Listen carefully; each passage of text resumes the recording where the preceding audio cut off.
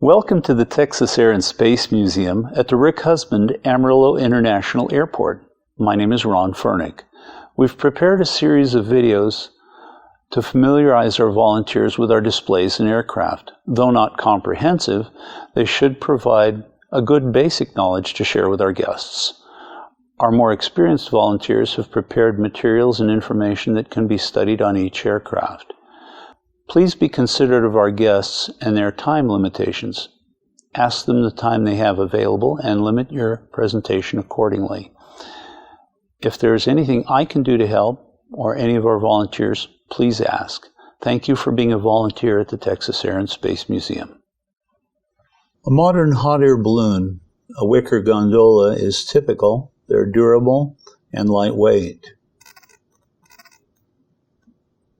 Late 1700s, Montgolfier brothers, French brothers, manned balloon flight, first manned flight.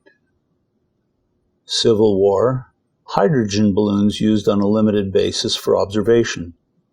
The burner system, a main burner, and adjacent to it to the right, a small secondary burner for emergency controlled descent.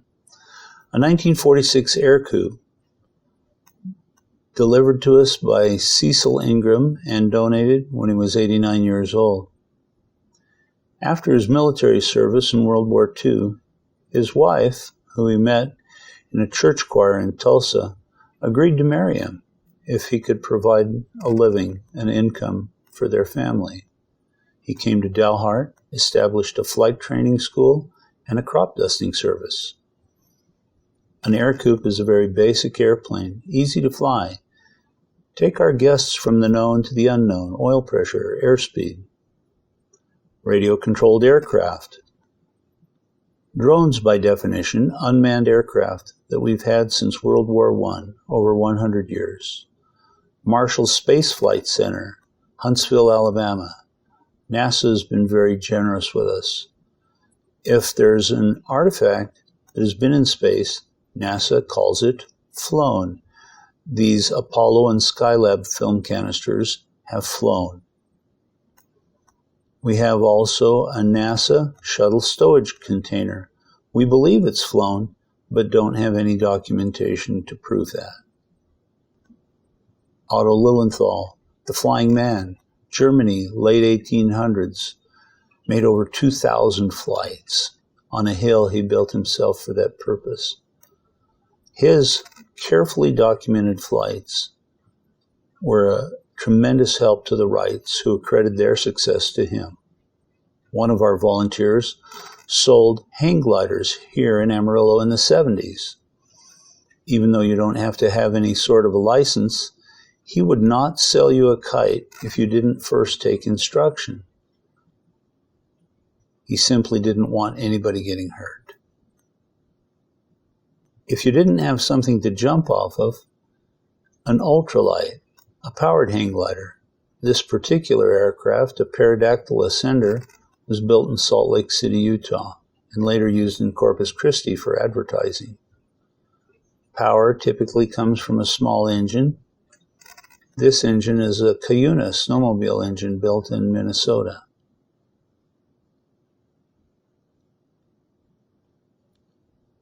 The elephant in the room, our DC-3, known on the National Register of Historic Places as N34. It has quite a story. DC-3s themselves entered commercial air service in 1936. They revolutionized air travel, stand-up cabin, longer range, lavatory. Everything in 1941 got mobilized for wartime service. Anything that could fly would either be involved in training or transport. This particular aircraft was built for the Navy in 1945, and though it did not see wartime service, was part of the Berlin Airlift. Subsequent to its Navy service, it was donated to the CAA, predecessor of the FAA, for airways test. When you're driving, you have mileage markers, signs denoting cities, villages. But in the air, you don't have that luxury. So to measure the accuracy of the approach and navigation aids, this aircraft flew it for a number of years for the CAA.